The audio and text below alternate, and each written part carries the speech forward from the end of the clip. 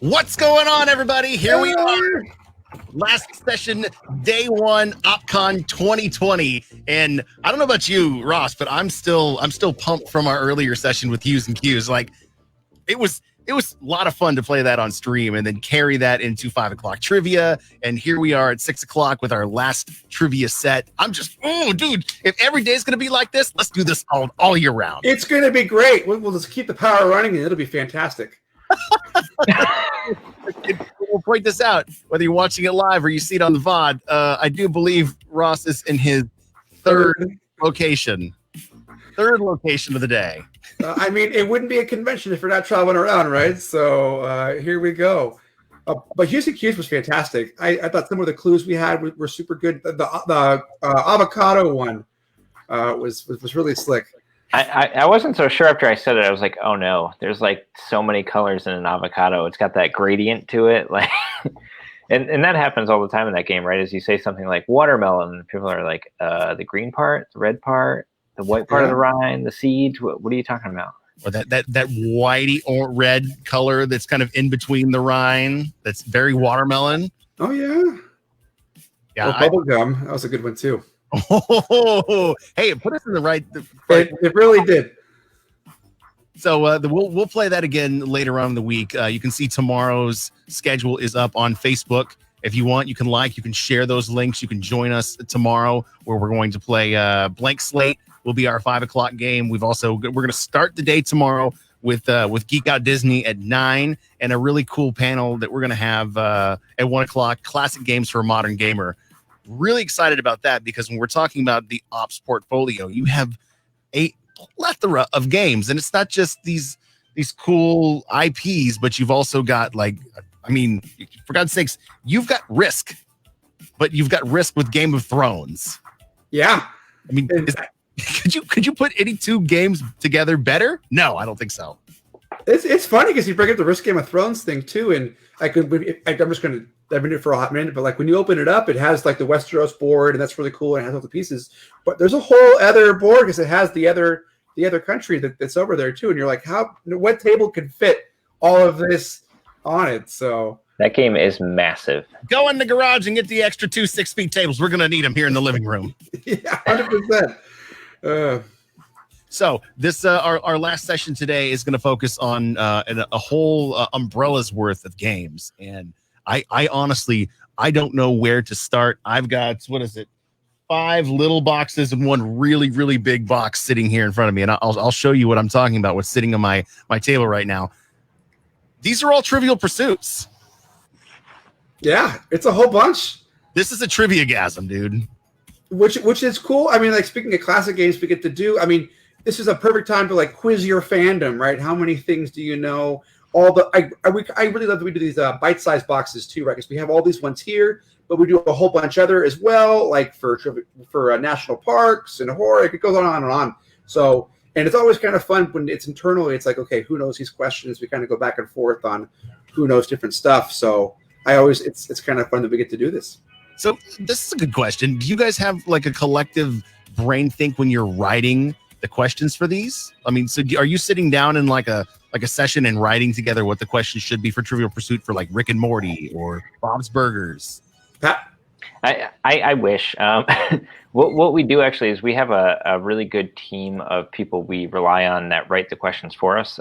So we like outsource it to different trivia folks who are the masters at doing this. And when you have a game like Trivial Pursuit, there's actually like a format and sort of a set of rules you have to follow and how the questions are written and sort of how many questions there are and how they're put into categories and all of that. So we've got some folks who are experts at basically binging through every moment of a series and coming up with the best questions and diving into the fandom.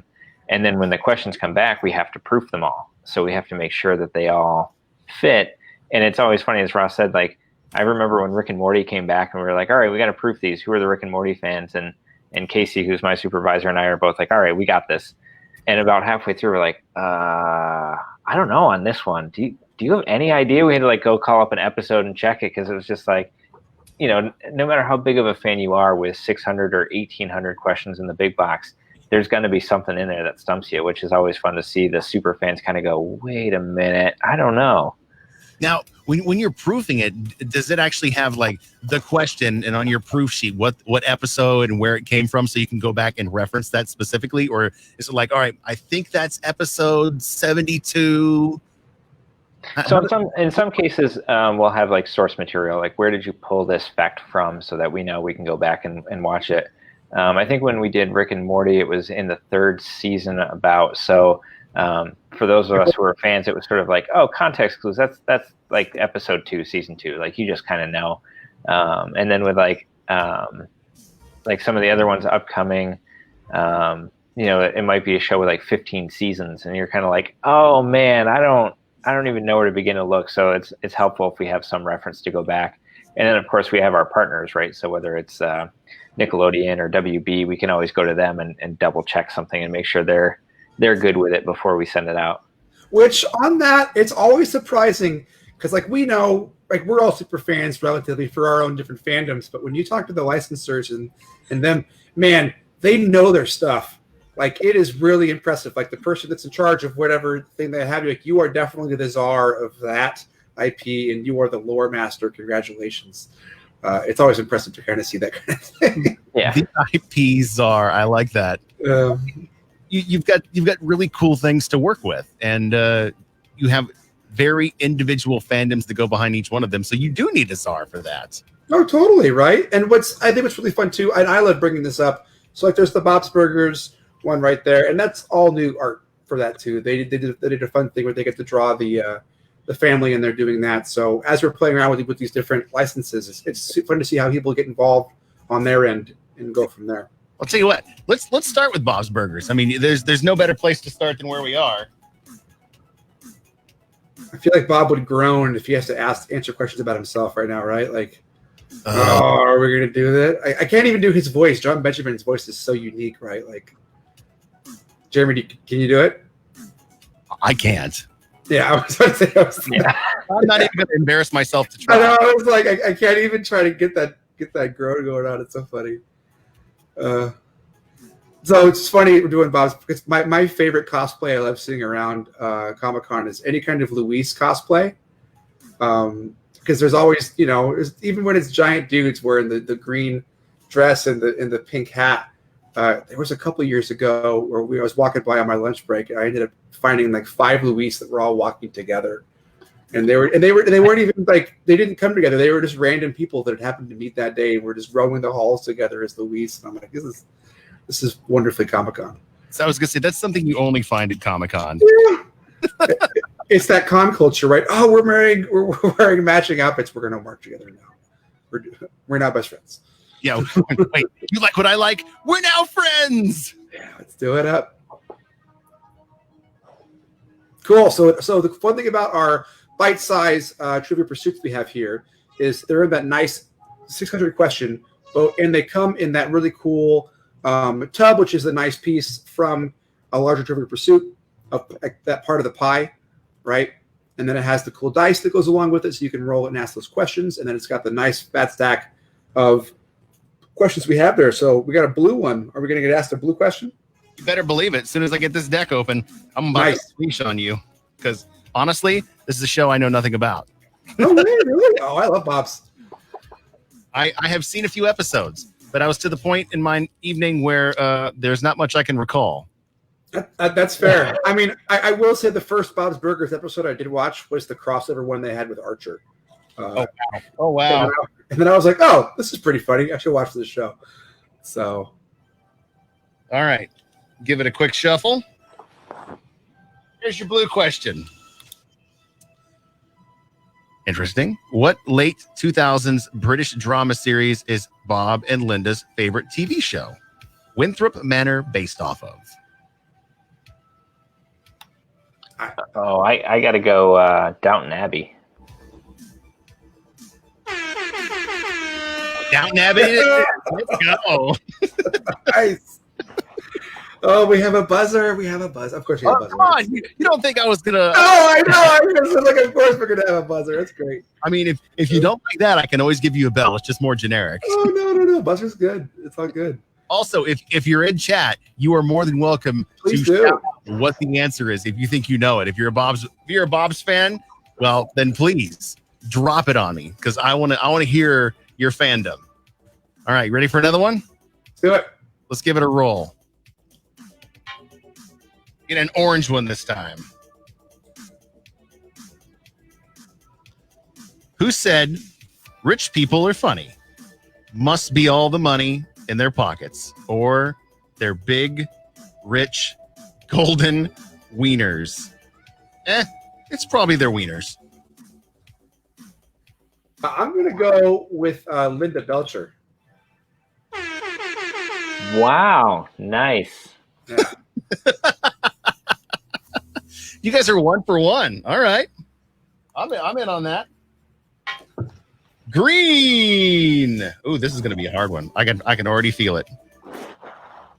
What is the name of the town over from Ocean Ave?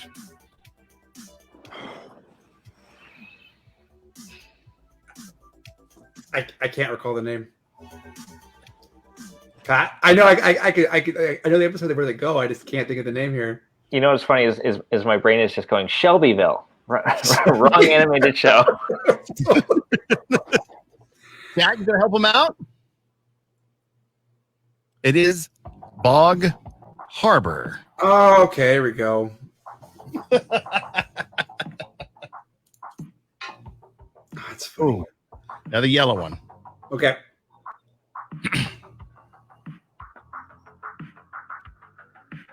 What is the name of regular-sized Ruby's inhaler? This is a fandom question right here. This is a fandom question. I feel like we have the inhaler as one of the tokens in Monopoly. Which could be the case. I couldn't tell you what the name of it is, but I know I think we've used it before as a token for Monopoly. I didn't know, but I love the name. It's called Booster Rocket. Of course it is. God, this show. Oh, that's funny. One more. One more sounds good. Good. Before we get torn apart here with our Bob's Burgers knowledge. All right, last one for the trophy of Bob's Burgers Most Knowledgeable.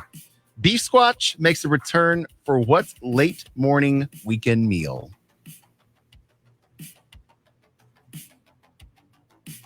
I'm just gonna go brunch. Brunch it is. Oh, I should have said brunch. I was like, How brunch, could right? you not pick brunch? Ross is over there like 11sies, second I was brunch. trying to think about, but I guess brunch is the best thing ever, man. We've been going to brunch in our D&D games.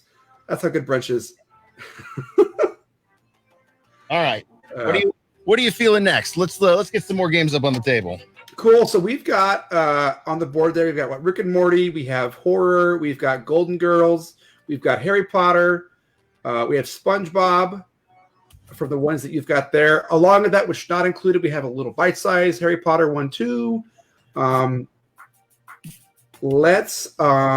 What do you think, Pat? You want to do Rick and Morty? Oh, horror. Oh, Jeremy's doing horror. I want to get into the horror because, well, I know there is some news around this as well. So Totally. let me. So go ahead and start unboxing it. So one of the cool things we're doing with Horror Trivial Pursuit is we're coming out with a new Horror Trivial Pursuit Deluxe Edition, which is a really big deal for us. We've had horror fans hit us up. This Trivial Pursuit has been a big hit across the board, and horror is always big, and it's really fun that we're able to do more with horror. On our end, we're going to be coming out with the Coded Chronicles, The Shining, Escape from the Overlook Hotel game later this year. We're coming out with a Friday the 13th horror at Camp Crystal Lake game, and now we're coming out with a new Horror Trivial Pursuit on top of all the cool puzzles that we've been doing for a while. In the past, we've done like It Evil Below as a game, so it's fun that we kind of get to play around with this. And what better way to do that than have a Horror Trivial Pursuit Deluxe? It comes with cool tokens that are all sculpted, 1,800 questions, right, Pat? Yep. So it's triple the questions of the bite size, and it'll have the big game board. So that there you go. So this one lets you move around the board. You have your metal sculpted tokens, and you're collecting the pie wedges, and you get to slot those into the base of that to show which categories you've completed, as everybody makes the race to get all the categories. Dude, those tokens are really cool. Yeah, we have a really awesome design team back at the op, and they get to work all day on making all kinds of cool different items. Jeremy, you've been up there before. Oh no, you didn't come up that one time we had 94.9 up there, did we? No, I never get to do all the fun stuff. No, we got to have you come out because so what we get to do, I'm just going to go out and nerd out about our sculpting for a bit. We have one of those like industrial sized 3D printers at the office. So we totally get to have our team. They'll sculpt things up. We can print it right there and be like, "Isn't this amazing?" And it's like, "Yes, this is amazing." So we get to do all these cool things. So yeah. What do I need this goat head for? I don't understand. Why did we print this? One of my favorite things is when like when we decide on a new game we're going to make that's going to have some really cool 3D is like when we loop in the 3D team. It's like, all right, this is the stuff we need you to sculpt, right? Because they're all so super talented, and you know they do a lot of Monopoly tokens and things which have a lot of detail and are very cool. But every once in a while we have like a really big project or something that's like really off the wall or different, and it's like, here, go play, make this stuff. And then they always come back and like, even though we have high expectations, they always like just knock it out of the park. Every single time it's just blown away. And it's like, oh my gosh, yes, we talked about that thing. But now when I see it in person, I see how you created it. It's just like, this is incredible. And with those tokens, I mean, I know we're geeking out about tokens for a Trivial Pursuit game, but it's like, those are really cool. Yeah. You know, so. Cool pieces of art. You ready for me to throw some horror questions at you? This one I'm not going to look at the answers on. Good, yeah, Jeremy, you got to play too. So don't ask. There was no chance of me doing anything with Bob's Burgers. The rest of everything else, I got a chance. So here we go. We are going blue for this one. Cool. Let's see it.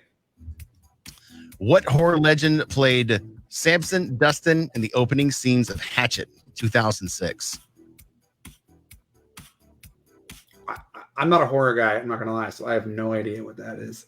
That's deep. Have you seen Hatchet? No. I'm just trying to think of the horror movie legends that I know, and it was the one guy who played Jason, and I don't remember his name.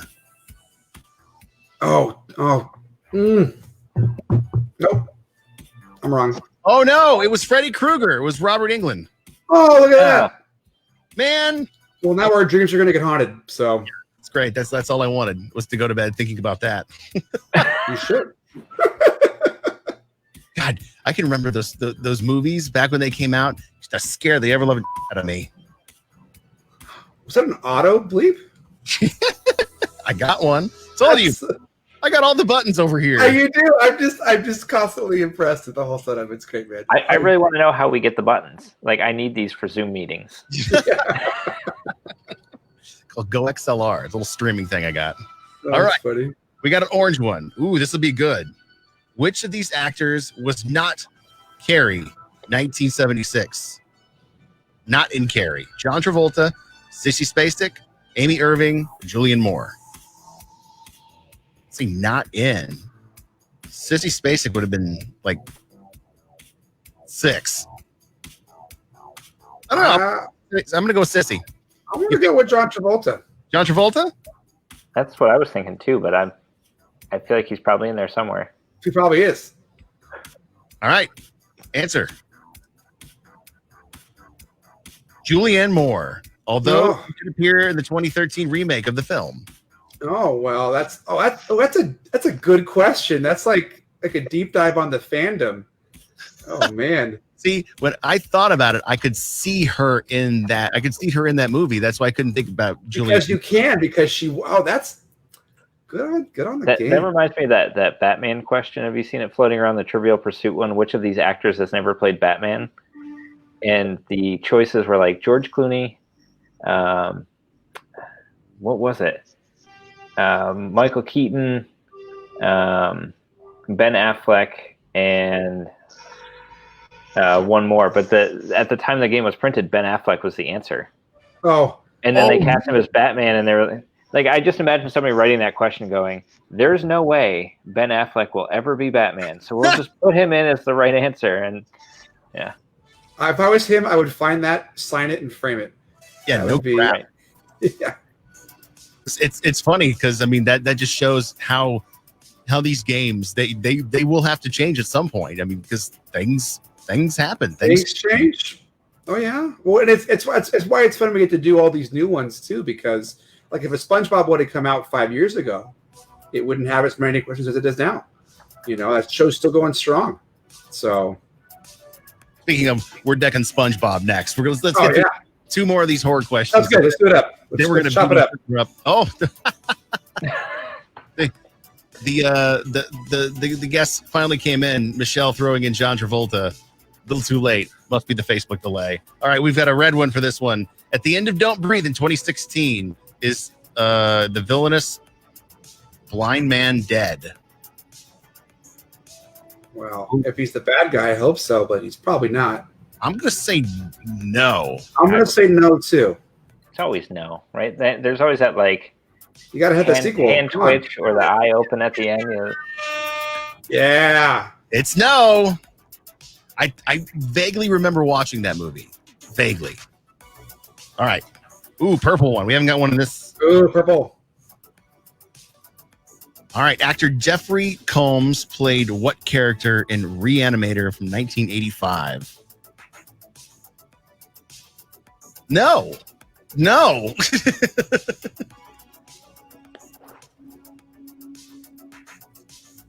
See, not our genre. Not our genre, man. I'm like, I can't even think of what would be. You know what? If you don't know Dr. Herbert West, I can't even talk to you right now. Well, I'm just the worst. I'm just the worst. Sorry. That definitely the horror genre does not flex well with us. It's funny because I know people who would be like screaming at us right now, like, I'm sure we're getting screamed at right now. It's okay. Well, we'll have to do a horror trivia night in October. That'll be good. Why? So everyone can laugh and yell at me for how little I know about horror. Yeah, great.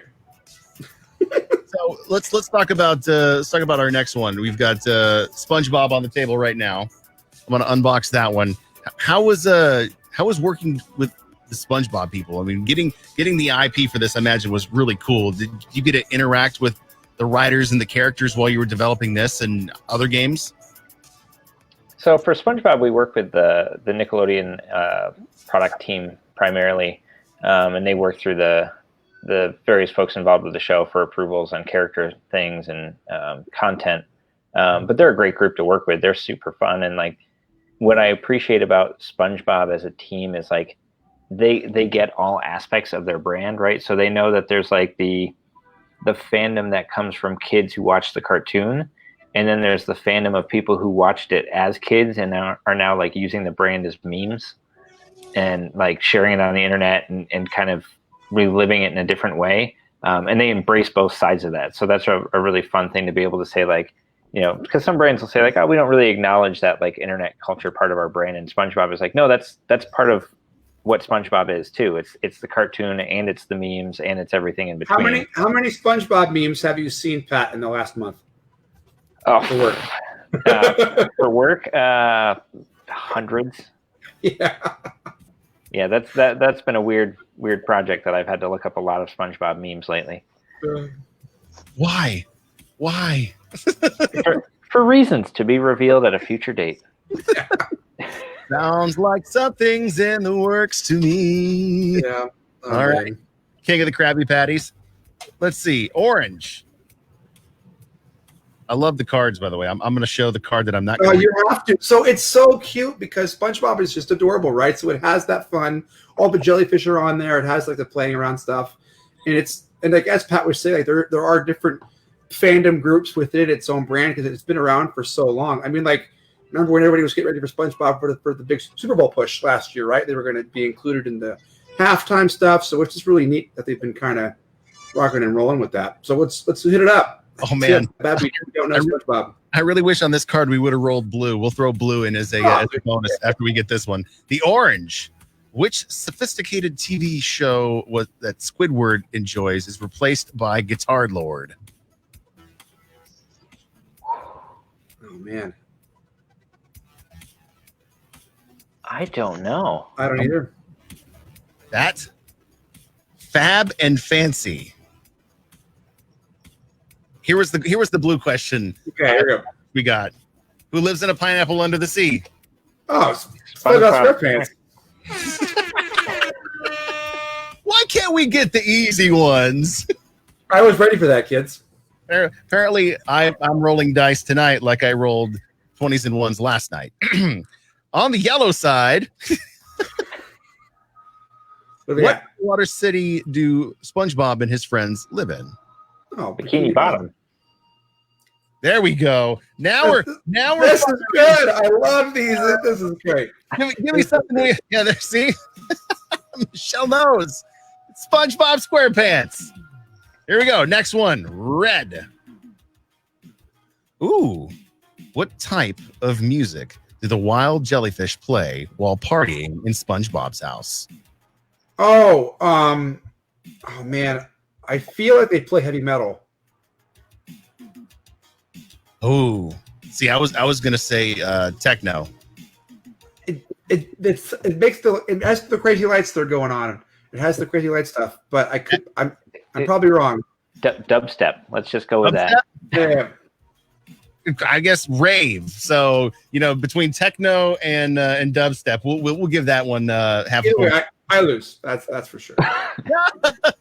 We had jazz and techno house thrown in. House, nice.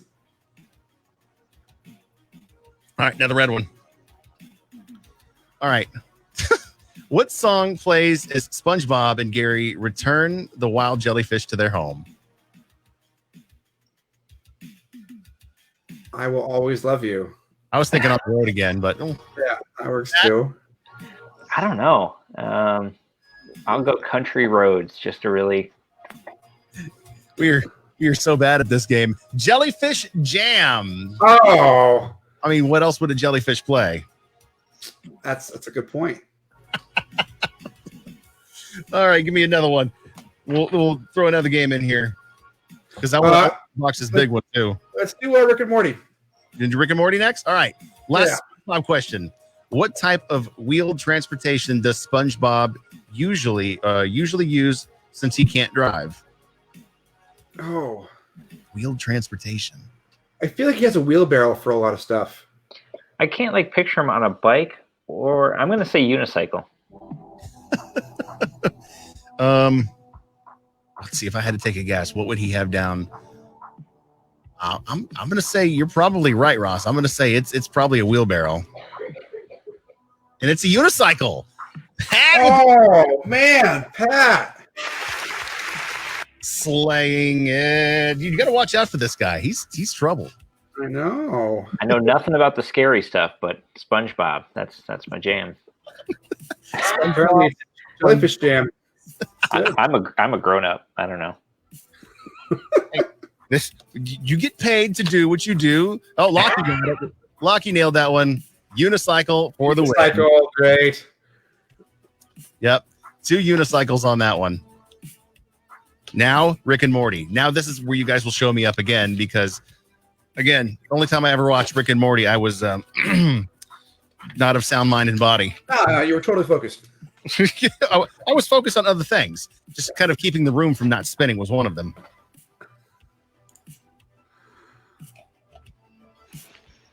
Let's see here. Man, I think one of the coolest things about these is the collectible aspect of it. I mean, look at these stacks. They stack real good. And they stack real good, and they look so official when you start to put them together in the wheel, and you can look at them all together at once. It's like, oh, I have this pretty little colored Trivial Pursuit wheel.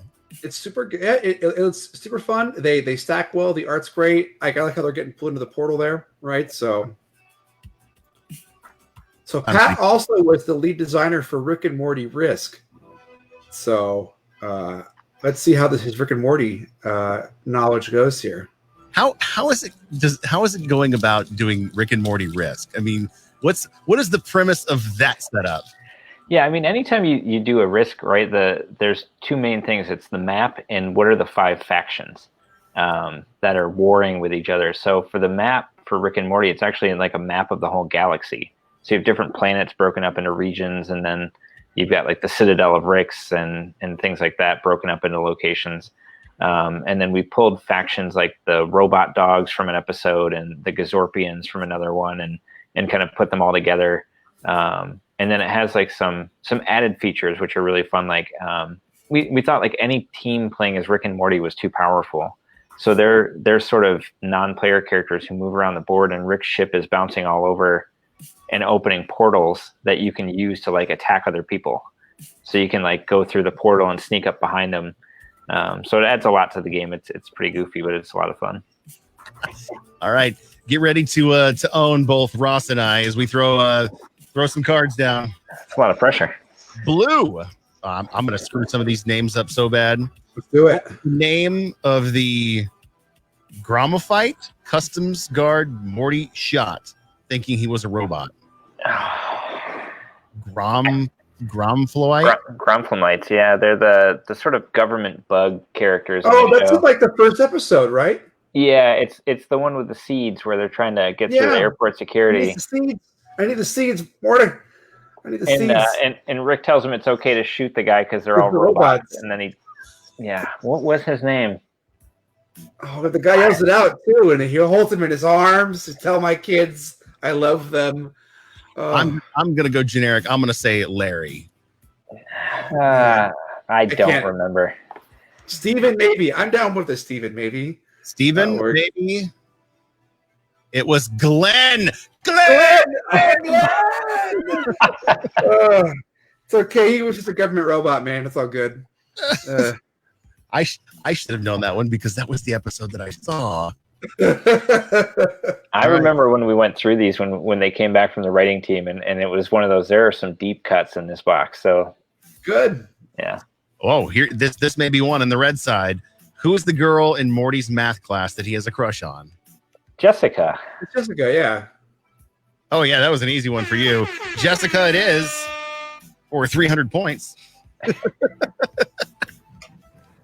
God, is this dice weighted on the blues? Good Lord. Give me something different. Give me a purple.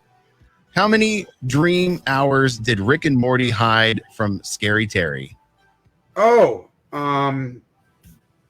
God. Was it like 69? That 69 was the first number that popped into my head. I was just going to say 6. I don't know. Dead Pat.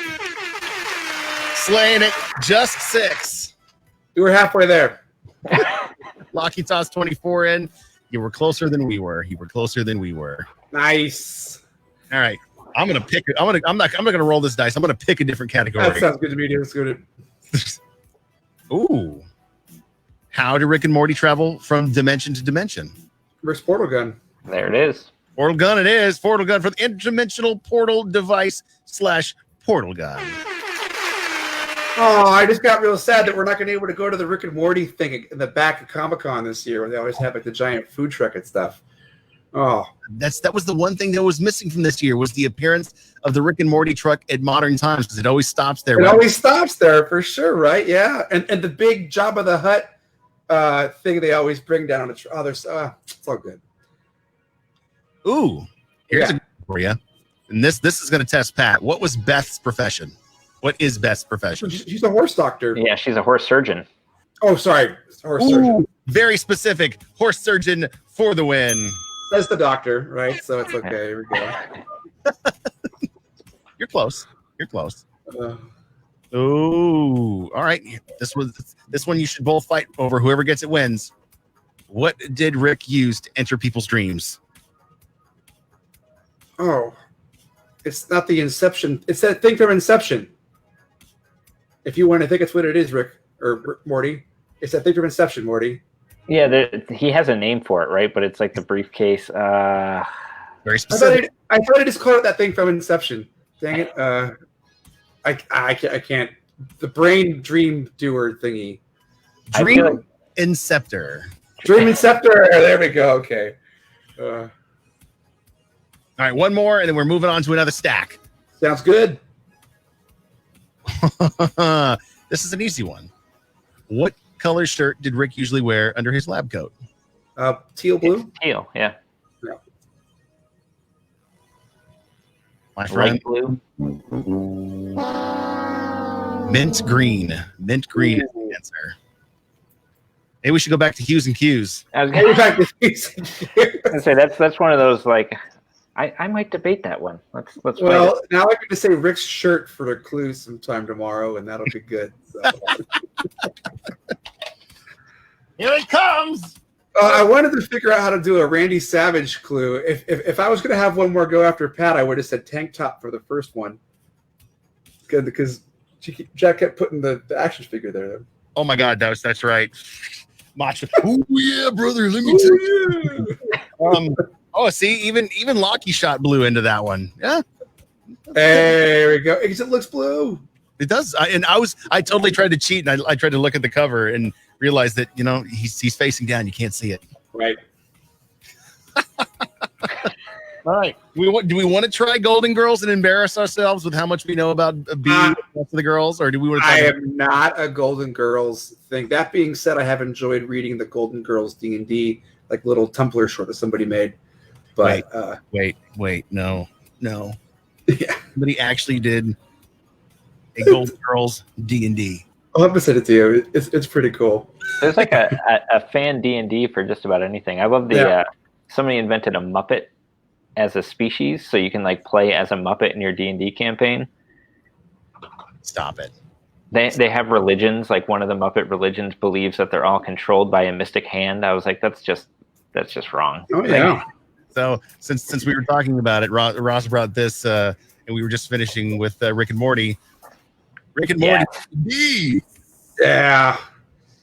They did a great job at that. Super cool. It's still sitting here because I have yet to read it. So cool. You're gonna enjoy it. I cannot wait. All right, we've got one big box that was sitting there, and this one has quite the stories behind it, I'm sure. It does. So Harry Potter Trivial Pursuit Deluxe Edition. Boom. So that one, like our horror one, started out with a nice little bite-sized sort of question ones. But the Harry Potter fandom, those fans know their Harry Potter. And it is just like, how do we quiz them more? Well, we do a deluxe edition. So this one is good. I feel like my Harry Potter stuff's up to chops, but at the same time, like, I'm probably going to lose points for my house. So, what's your house? Oh, Hufflepuff. Of course you are. Yeah. What are you, Jeremy? Like a Ravenclaw or? Yep. Really? Way to be. Can you tell that I'm that angsty? I can, but I mean I'm totally outnumbered here because Pat is too.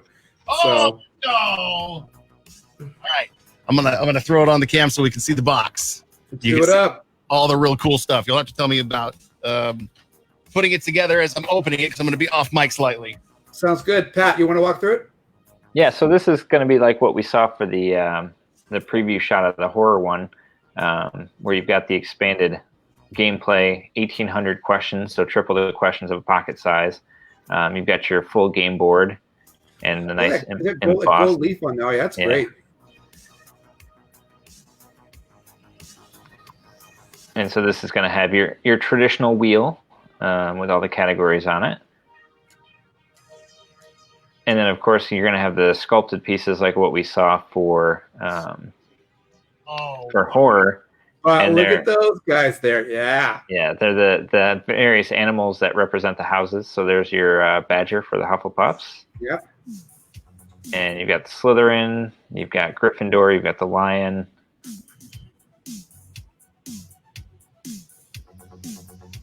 And now that we've got these like in person to look at, you can see the wedges all slot into the bottom there. So you collect them and they stay in your piece nicely as you move around the board to show off your sort of trophies for the categories you collect. There's the Ravenclaw Eagle.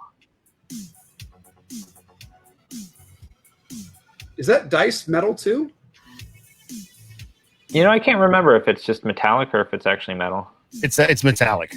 Oh, cool. But it's really cool. I love the shine on it.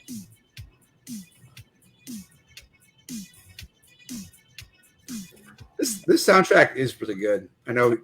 Definitely digging it. Harris Power knows how to put together some music. That's good, man. So, Pat, for these questions, what does it cover? Are we covering questions from the movies, from the books?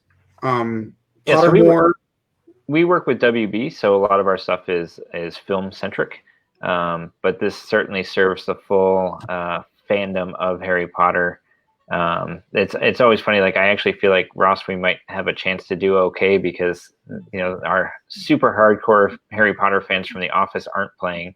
There's some folks that I will not go up against anymore in anything Harry Potter trivia because like Cami, who's one of our other designers, has watched the films more times than any of us can count. And every time she starts working on a new Harry Potter game, she rereads all the books too. So it's hard to best her in this one. Yeah. She does some cool stuff though, man. Like there's been times where it's like, oh, we need to do some Harry Potter photo shoots and things. She goes, cool, let me bring my collection. And it's just like, oh, here's all these things she's handmade, like brooms and wands and all kinds of stuff. So we talk about this deck of cards. I wish I had my measuring tape. That is a stack of cards. Yeah, it's a whole EDH deck. It's really good, right? So all right, well, let's go. There's no sense in tossing the dice. I'm just going to pick cards and start throwing questions out and see if I can beat you to the answer. Sounds good. What do we got? Ooh, it's a good one. What item does Mad Eye Moody have in his office to help him keep track of his enemies? I thought it was a mirror, wasn't it? Oh man, not the clock. It's the. Okay, so I thought it was the clock. So I'm already out there. I don't even know what. No, the Weasleys have the clock to keep track of where everybody is in the family. I want to say his eye. Can we say his eye? He has a secondary eye. I don't know how that's. His eye. Let's say his eye. The answer? A faux glass. Oh, so you're close to the mirror. Honestly, that was. I just remembered there being a mirror in that office at one point. Oh yeah. All right. Ooh, what is Professor Slughorn's first name? Horace. Horace Slughorn. Pat with a win. Let's see, we'll put one of them right there for you. I'll be the boar because you'll be I'll be the snake. All right, next one. Ooh. What giant creature does Lord Voldemort conjure to attack Dumbledore during their duel? I want to say it's Nagini, the snake. I want to say it's a snake. Yeah. It's a snake. There we go. Just getting going. Let's go. Boom! Harry Potter quiz for you. 10 points for Gryffindor. It's action-packed Trivial Pursuit. We'll sell you the whole seat, but you'll only need the edge. From the Weasleys, we bring you, right? There we go. Ooh. Who confiscates the locket Horcrux from Mundingus Fletcher? Oh, man.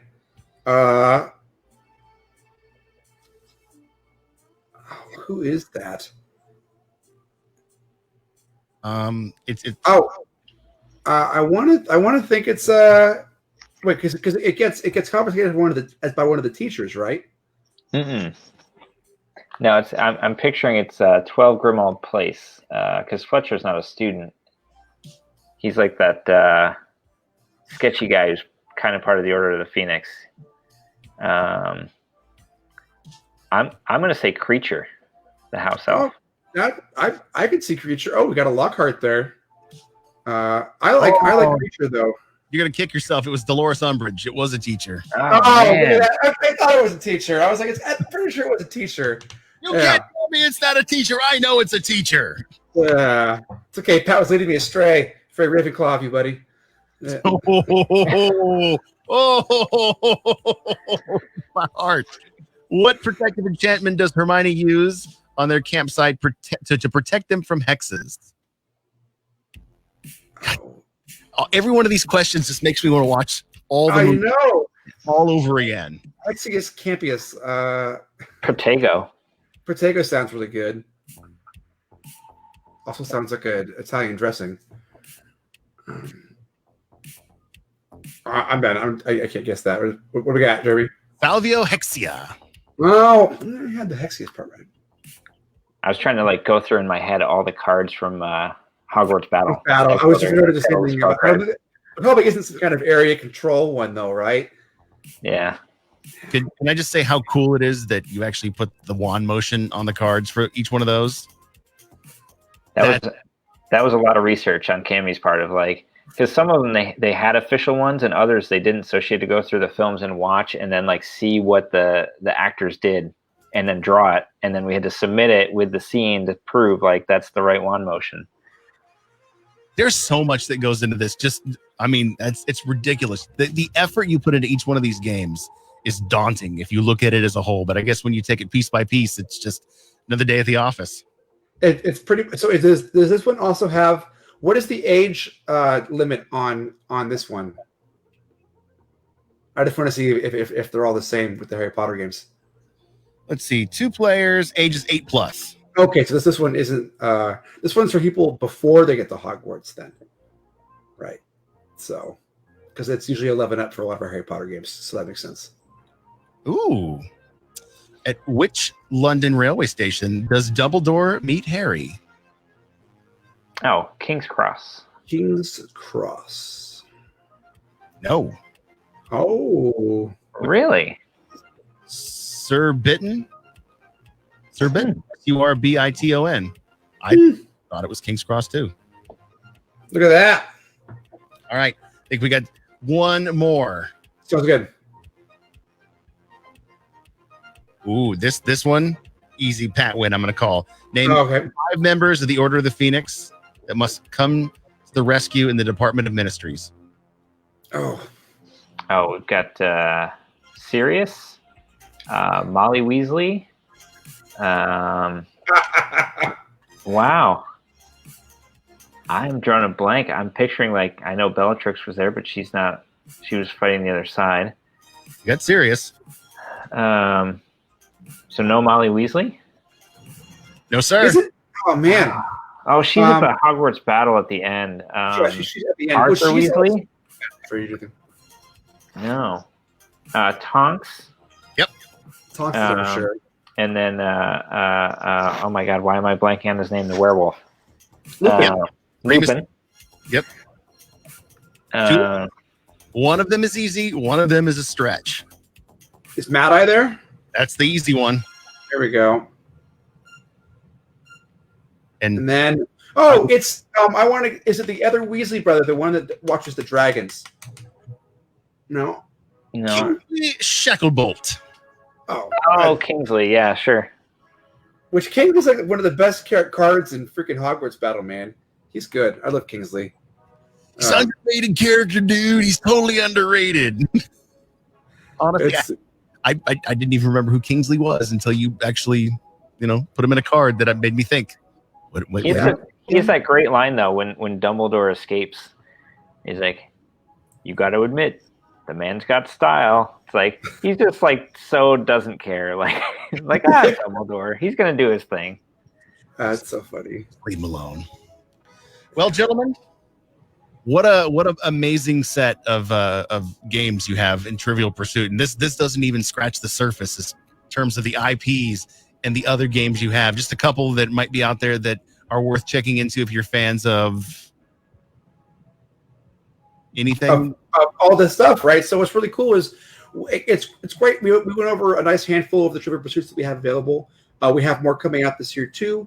And then we're just going to keep going. It's a wonderful game mechanic. Everybody knows and loves it. And like as we went through, like we barely scratched the surface on things that we know, but there are those super fans that are out there that really know their stuff. And so it's fun to be able to kind of quiz these and make it happen. So if you want to find out more, obviously, like we've been posting all over, but like go on our website, find out those kind of things too. We love hearing about game nights with Trivial Pursuit, and I'm really excited for the new horror deluxe coming out too in October. So it'd be a lot of fun.